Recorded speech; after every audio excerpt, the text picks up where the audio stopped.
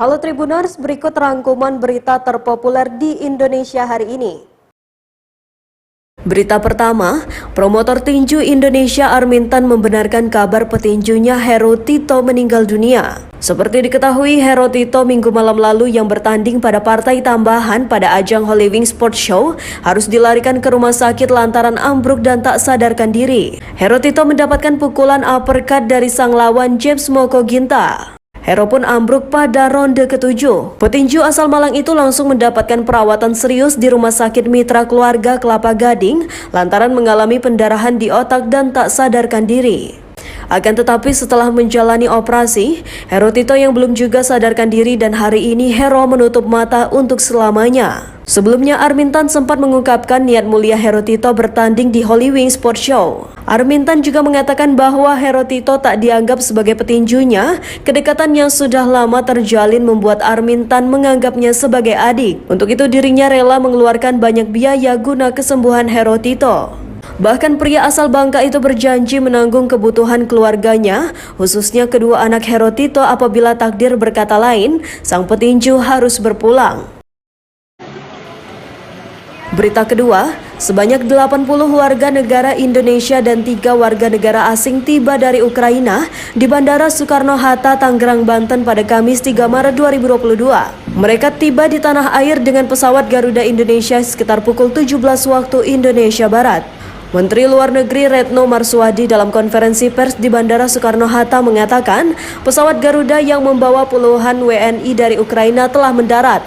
Ada 80 WNI dan 3 WNA yang merupakan keluarga WNI berada di dalam rombongan. Selain Retno Marsudi, kloter pertama WNI yang dievakuasi itu juga disambut Wakil Menteri Pertahanan Muhammad Herindra.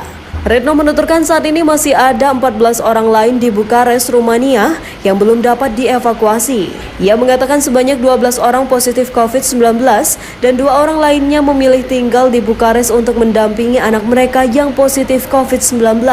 Evakuasi WNI ini menyusul adanya konflik Rusia dan Ukraina yang dimulai sejak pekan lalu. Konflik ini berbuntut serangan militer Rusia yang dilancarkan ke beberapa kota di Ukraina. Retno mengatakan pemerintah terus berupaya memulangkan WNI yang terdampak serangan tersebut ke tanah air. Kemenlu mencatat total ada 153 WNI di Ukraina.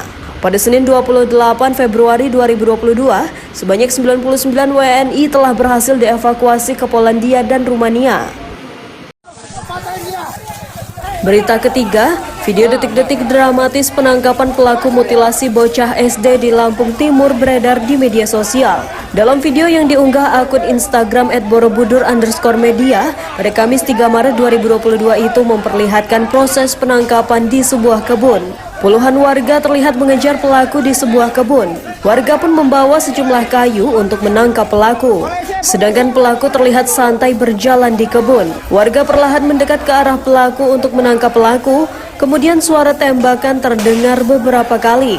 Warga yang sudah berhasil mengepung pelaku pun langsung emosi. Sedangkan polisi langsung melerai warga supaya tidak main hakim sendiri.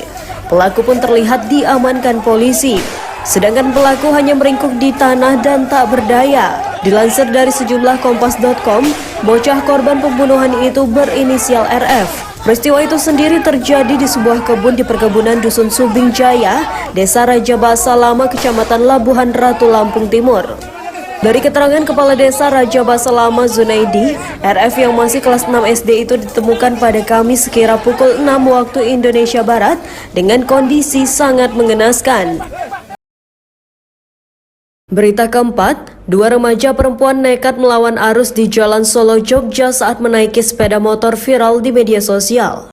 Diketahui momen aksi pelanggaran tersebut diunggah oleh akun Facebook Info Cekatan Klaten pada Kamis 3 Maret 2022 sekira pukul 15.20 waktu Indonesia Barat. Atas kejadian ini tak sedikit warganet yang mengaku geram melihat aksi pemotor yang bisa membahayakan pengendara lain termasuk keduanya tersebut. Dikutip dari tribunsolo.com pada Kamis 4 Maret 2022, terlihat dalam unggahan itu ada 2 anak baru gede tengah berkendara. Terlihat pengemudi motor menggunakan jilbab biru dongker dan mengenakan sweater warna ungu sekaligus celana panjang. Sedangkan pembonceng mengenakan jilbab abu-abu dan memakai jaket serta celana panjang.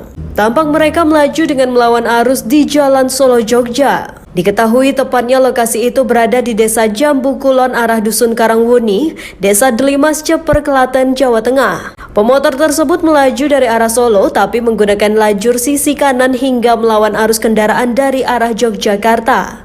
Sementara itu keduanya melaju di tengah jalan dengan kecepatan cukup tinggi tanpa menggunakan helm. Demikian berita populer hari ini, simak terus update berita terkini di YouTube dan Facebook Tribun Jambi.